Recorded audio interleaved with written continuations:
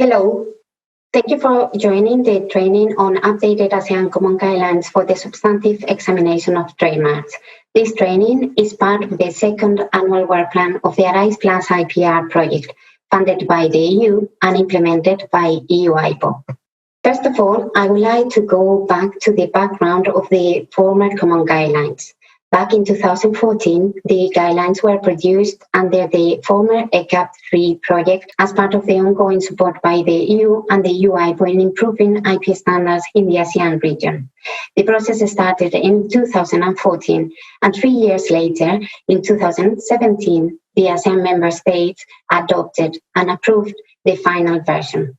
In the same year, 2017, ASEC published the English version of the Common Guidelines in the ASEAN IP portal. Since then, the Common Guidelines are in use by all the ASEAN member states, taking into account the national legislation, IP laws, and practices. The purpose of the first Common Guidelines were included already in the regional commitments and were focused on building up a more closely and integrated marketplace, to move forward in the convergence of practices of the ASEAN IP offices, and to offer a more efficient and effective services. The main challenge faced at that time was the diversity of the ASEAN countries in terms of geography, language, and economic development. Nowadays, we are facing this challenge as well, but we can say that as the Common Guidelines bridge the gap year by year. When the Common Guidelines were approved, it was also approved an updated mechanism that includes the revision of the text every 2 years. The purpose of this revision was to incorporate new standards, new examples, and to facilitate the use of the Common Guidelines to the ASEAN IP authorities and also to the general public. The first revision process started in 2019 under the ARISE Plus IPR project. In February 2019, all the ASEAN member states submitted the updated information on the national legislation, practices, and case law in the context of the consultation meetings on trademarks. In March 2019, the first draft version was distributed among the ASEAN member states. From March to June, the member states could submit comments, suggestions, and any other feedback that wanted to be included in the text. In August and September, we ended up with the final version that was distributed to all the member states on the 13th of September for final approval. Further to the final approval by the 10 ASEAN countries in April 2020, ASEC published the final version in the ASEAN IP portal. This is the first training after the publication of the Common Guidelines. The methodology, due to the COVID-19, is being reshaped into a virtual workshop divided into 3 training modules. The target group is, as always, senior trademarks examiners from the ASEAN member states, and the content, tailor-made, is focused on the updates of the Common Guidelines, the specific requests coming from the ASEAN member states, and the topics discussed during the convergence meeting for trademarks. And now I will pass the floor to Thom Clark, an EUIPO trademark expert with more than 20 years of experience. Again, thank you very much for joining the training. Good morning. My name is Thom Clark. I work for the European Union Intellectual Property Office. I work in the International Cooperation and Legal Affairs Department. I've been working for the office for over 20 years, first of all as a trademarks examiner, and now in the Legal Practice Department. Today, what we're going to do is some training on the ASEAN Common Guidelines for the Substantive Examination of Trademarks. There'll be 3 parts. We'll start off with distinctiveness of 3-dimensional marks or shape marks, which contain verbal or figurative elements when the shape's non-distinctive. After that, we'll carry on with new types of trademark, so the examination of formal requirements and absolute grounds for refusal. And then lastly, something on the comparison of goods and services, or the similarity of goods and services between trademarks. But first of all, we start with the distinctiveness of 3-dimensional marks or shape marks containing verbal and or figurative elements when the shape is non-distinctive. Shape marks, we all know what they are. They normally come in this form. We see them in applications constantly for bottles, for packaging, for different types of things. They are relatively commonly known. We've been accepting these for quite a long time now. So what we're going to do is we're going to look at, first of all, the guidelines, your guidelines, to see exactly what these say about the shape marks. And then we're going to look at what effect a verbal element on a shape mark might have when the shape itself is actually non-distinctive. So in the common guidelines, we have the following about three-dimensional signs. First of all, a small parenthesis. There are two ways of referring to these. Either they are three-dimensional signs or they're known as shape marks. It depends on the jurisdiction. They both mean exactly the same thing. So in the guidelines, we actually have the fact that a three-dimensional shape is a visually perceptible sign and is capable of being represented. This is quite important. It means that you've actually got to be able to see it, which is fine. It's the normal kind of thing that we know that it actually has to be represented. There has to be a sign there. And then the guidelines go on to actually say what types of three-dimensional signs might actually be distinguished. And there are three of these. First of all, it could be the shape of a device adjoined or attached to the goods or used in connection with the services that the mark will distinguish. So it's actually the shape itself. Or it may be a shape that's embodied in the goods or in a part thereof or in the accessories. So that means that it's actually part of the goods themselves. Or it could be the shape of the containing, the wrapping, the packaging, etc. of the goods or an accessory related to the service that the mark will distinguish. So there we've got the actual packaging rather than the goods themselves. So the guidelines do actually lay this out, and they do show those three distinct kinds of shape marks. And we'll have to bear this in mind when we're actually looking at shape marks for the distinctiveness. So how do we actually assess the distinctiveness of the sign as a whole? What do the guidelines say about this? They say that it must be based on the overall impression of the combination of the shape and the element to which it extends in relation to the goods in question. So there's quite an important distinction here because there are actually two parts of this. First of all, we've got the shape itself and the element to which it extends. So we know that it can be more than just a shape.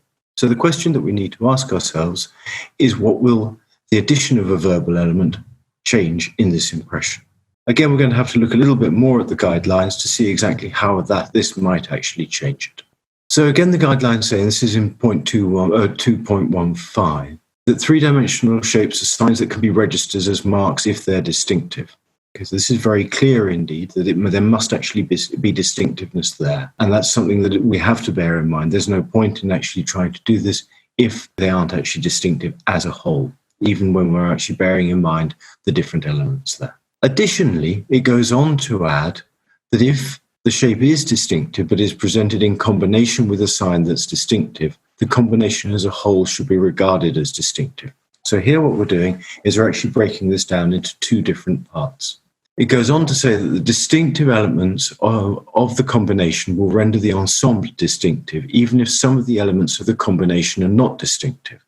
So we see here that we might actually have one part that's not distinctive, but if there is a part that is distinctive, that will add to the possibility of actually it being acceptable. And then there is an example there, such as the case, for example, of a three-dimensional mark consisting of a standard bottle with a distinctive label applied to it.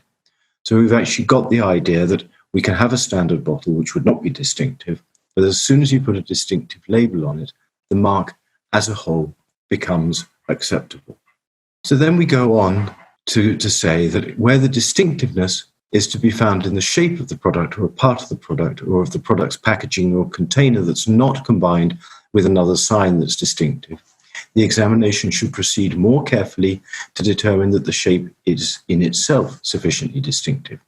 So here we're going back, that if we have a part that's not distinctive, then the shape itself must have distinctiveness in order for the mark to be acceptable. So we're going in two different directions, but all of the time we can see that there must be one part of the sign which must actually be distinctive in order for the mark to be acceptable. So how exactly are we going to assess the distinctiveness of the sign as a whole? It's got to be based on the overall impression of the combination of the shape and the elements. We realize that. And so let's go back to our original question. Will the addition of a verbal element change this impression? We're going to have a look at quite a few examples here and see exactly how we can actually go on to assess the distinctiveness of the sign as a whole.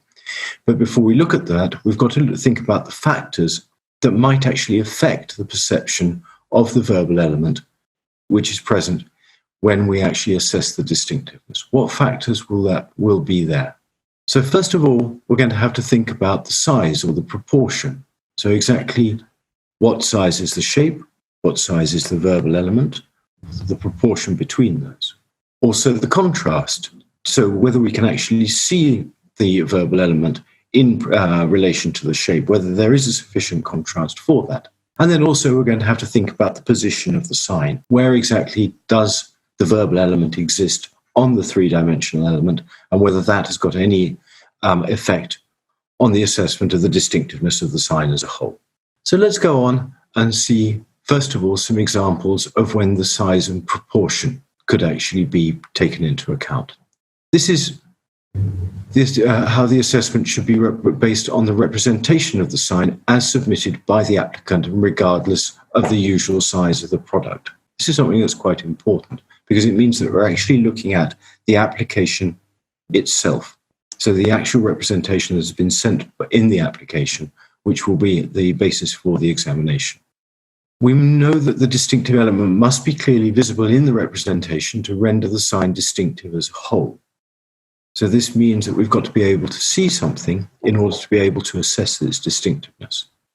And then on top of that, no specific proportions between the elements and the shape are required, meaning that the proportion is actually going to be important, but it's not actually required in order to be able to see that. These are all of the the rules that we use in EUIPO for assessing the signs. So let's go to some examples. So first of all, with size and proportion. This is quite important here because when the verbal or figurative element is sufficiently large to be clearly identified as distinctive, and it has sufficient impact on the overall impression given by the sign, it renders the sign as a whole distinctive. So we're talking now about the size of the verbal element and whether it's actually visible or not. So let's take an example. Here we have this. We can see it's a shape mark. We can see some kind of perspective on it. It says red butterfly on it, relatively visibly. We're going to have to also, of course, look at the goods and services. In this case, they are for secure digital memory cards. So the shape itself is probably just a digital memory card. It would not actually be particularly distinctive. However, as soon as we see the words red butterfly, which of course are distinctive in as much as secure digital memory cards are concerned, we know that in fact there is a very distinctive element in there, and the mark itself will be acceptable. So here we can very clearly see that the size of the verbal element is very important in gauging whether the mark would be acceptable or not. Then we move on. When the element's large but is identified as non-distinctive, size alone in proportion to the shape will not be sufficient to render the sign as a whole distinctive. This means that it doesn't matter if it's big or if it's small. If the shape itself isn't distinctive, it will not actually be acceptable, especially in cases such as this, where we have a regular box. Maybe it has a triangle on it, but effectively, even if the triangle is big, we still have the picture of a box just with a triangle on it. Of course, this has been applied for cardboard boxes. Does the shape make it distinctive? We can still just see a cardboard box, even if there is a triangle on it, but in this case, no, there's nothing there which actually makes it distinctive, and so we would actually have to object to the trademark. More on size and proportion. Here is specific market realities, which we have to take into consideration. In this case, we can see a card case. On the bottom right-hand corner, you can actually see the words Red Gorilla. They're embossed on it, relatively small, and it's been applied for business card holders. Now, with something like a business card holder, what we're going to have to think about is the market reality of it. And in cases such as this, the public are used to looking for small verbal elements on high value or luxury goods. So they're used to actually having something like this, which would have something embossed or a mark on it. We have Red Gorilla. Red Gorilla is distinctive in as far as business card holders is concerned, and so therefore for a case such as this would find it acceptable. It is distinctive due to the verbal element that's actually there, even if the verbal element is relatively small.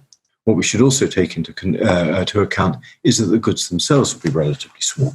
They're not big, and so that it also means that the verbal element would be relatively visible in relation to the size of the goods itself. More on size and proportion, and here it gets a little bit more difficult. When the verbal element is small to the point that it's not identifiable as distinctive, it won't have a sufficient impact on the overall impression and therefore won't render the shape as a whole distinctive. We go back and look at something a little bit like the first example. Here we have it. It is the same shape. We can see it's got some kind of perspective to it, so it's a three-dimensional shape, but there's something tiny which is written in the middle of it. I'd imagine it probably says red butterfly, but my eyes aren't good enough to see it. The goods are again secure digital memory cards. Now here, I think we can agree that the size of the sign is not really identifiable. You can't actually see that it's there.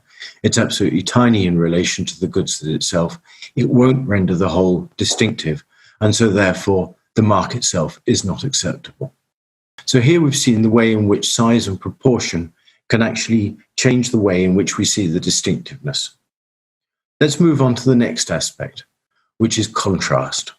First of all, we're going to look at to see exactly how contrast works, and then we'll move on to some examples. So the use of contrast can affect the capacity of verbal elements to be identified and ultimately render the sign distinctive as a whole. And contrast can be achieved by the use of different shades of colours or by embossing or engraving or debossing certain elements on specific goods. So here what we're talking about is exactly to see whether we can see a difference between the background of the goods and the verbal element itself. The embossing, engraving and debossing are the fact that maybe the elements will stand out, so they actually stand proud of the sign, or whether they're actually embossed or actually within the sign itself. Let's go to our first example. Here we're talking about the colour contrasts. So the use of less contrasting colours can still be sufficient to allow an element to be identified as distinctive in the representation and result in a distinctive sign. Here we have something which we all know is just a bottle of water. But we can see on the bottle of water that we have the letters ECP, which seem to be in contrast to the rest of it. Of course, we look at the goods and services, which here are for mineral water. Now, although it's only a bottle of mineral water, we can actually make out the letters ECP relatively easily. They are actually in contrast to the rest of the bottle. And because of that verbal element, we'd consider that the mark is actually acceptable. So this is our first example of contrast. Again, if we've got an element which can't be clearly identified as distinctive in the representation due to a lack of contrast, the element will have no impact on the assessment of the distinctiveness of the sign, as the consumer won't be able to immediately identify such an element and ultimately distinguish the sign from others. Here we're going back to the last example of the memory card that we had, where we couldn't actually see it. So with contrast, we've actually got a similar principle which will apply there. Let's have a look at the sign. Right, okay, I think that this is relatively normal. Now, where is the sign itself? Well, in fact, in one of those black squares, you'll see a slight bit of contrast, which seems to be the sign. Can we see it well? Don't think so. So what are the goods and services? Well, it's balls for play. Now, is the contrast actually sufficient for us to actually see the sign? Does the sign have an impact? The answer, of course, is no. So we wouldn't be able to accept that. It's just a football, and the element itself doesn't actually have any impact and wouldn't allow the consumer to distinguish those goods from any others. When we come to embossing and debossing, this means when the letters or the verbal element will stand out from the goods or be actually within the goods. This effect might also influence the identification of the element and the overall assessment of the distinctiveness of the sign. So here we have a standard bottle, but because it's actually got the letters ECS, we might actually want to consider it in a different way, even though the bottle doesn't actually stand out. It's been applied for non-alcoholic beverages. Now, do the letters ECS there make a difference? They are actually sufficiently big to be seen. They are embossed, they stand out, they're surrounded by a circle, and ECS doesn't actually mean anything as far as non-alcoholic beverages are concerned. Given that fact, it does mean that the mark is actually distinctive. There is a sufficient quantity there to actually make us be able to identify the mark as being different. So this mark we would actually accept. Another example of this is that the fact that if we have a non-distinctive element which is embossed on a non-distinctive shape, that wouldn't actually be enough to render the sign distinctive. So this example, again, is a bottle. It has a circle at the bottom of it, much in the way as the previous example did. But in this case, it's got the word sparkling on it.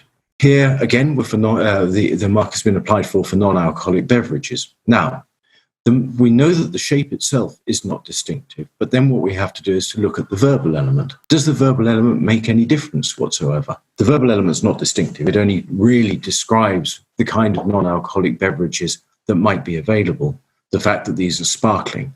And so because this is the case, it wouldn't be acceptable. The verbal element is not distinctive. In fact, it's descriptive. The shape itself is not distinctive, so the whole is not actually acceptable. Then we come to position. The position of an element to which the sign extends is also a factor to be taken into account when assessing the distinctive character of the sign, as this will affect the capacity of such an element to be identified as distinctive or not, and ultimately convey a distinctive character to the sign. So here we're taking into account where the element is actually put, because it can actually change the way in which we look at the distinctiveness. So in general, distinctive elements will make the sign as a whole, irrespective of where it is on the goods and the usual presentation of the product to the market, so long as they can be identified as distinctive in the representation of the trademark application. So here we have a bottle with the word white gorilla on it. White gorilla means nothing as far as the goods are concerned. And we can see that this is either in more or less on the middle of the bottle. Maybe the element would be at the bottom and then another visual element slightly further up, or in the middle. It doesn't actually make any difference because we've got the verbal element white gorilla, which means nothing as far as non-alcoholic beverages are concerned. The mark as a whole, in all three cases, would be seen as being acceptable.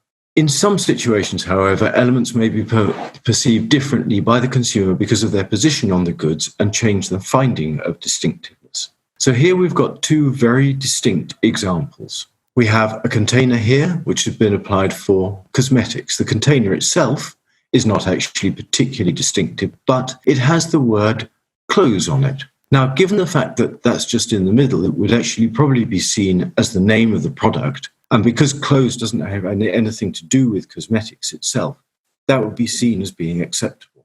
So the position of the mark is very important there because we would actually just see it as being the mark itself.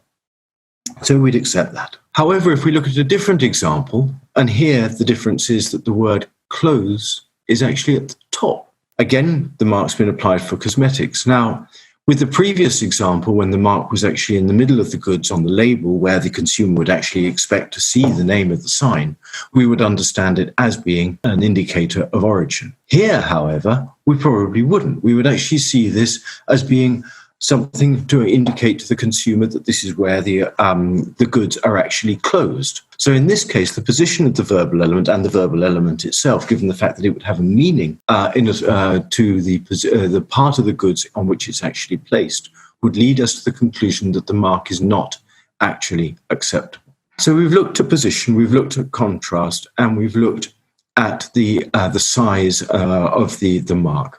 Now, what happens if we actually have a combination of factors? So where a shape mark contains more than one of the elements, or where more than one of the factors are relevant to determine the impact of the elements in the distinctiveness of the sign, the distinctiveness of the sign will depend on the overall impression produced by the combination of those factors and elements. So this means that what we have to do is to go back through the position and through the contrast and through the size, and to actually work out through the combination whether we can accept it or not. We might also want to take into account, for example, colours, which can be decorative or indicative of the nature of the products. They can have a technical function because they can tell you, for example, that a fire extinguisher is there for to put out fires, or they can be usual for the goods, or they can also be part of the characteristics of the good. So, for example, a yellow colour on a good food good might tell you that it will be a banana flavour, or a red colour could tell you that it will be a strawberry flavour. But all of this will have to go together as a combination of the factors. So when we've got several factors that negatively affect the element from being identified as distinctive, this will lead to a non-distinctive overall impression of the sign. So here we've got an example of a pair of sunglasses, which just seem to be a normal pair of sunglasses. However, if we have a verbal element which has been put on the inside of the arm of the sunglasses, is this combination of the position and the size of the sign going to make any difference at all when we're talking about a mark which has been applied for sunglasses? The answer, I think you have to say, is no. We couldn't do that. It's far too small. It's not actually, as far as the position is concerned, on a part of the goods which would necessarily be seen. It wouldn't actually allow the consumer to differentiate those goods from others, and so we wouldn't actually accept that. And then secondly, if we've got a non-distinctive shape and we've got verbal or figurative elements which are considered individually devoid of distinctive character, that wouldn't either result in a distinctive sign. So in this example, we've got a large number of elements. We've got the words milk chocolate, 50% cocoa. There are drawings on it.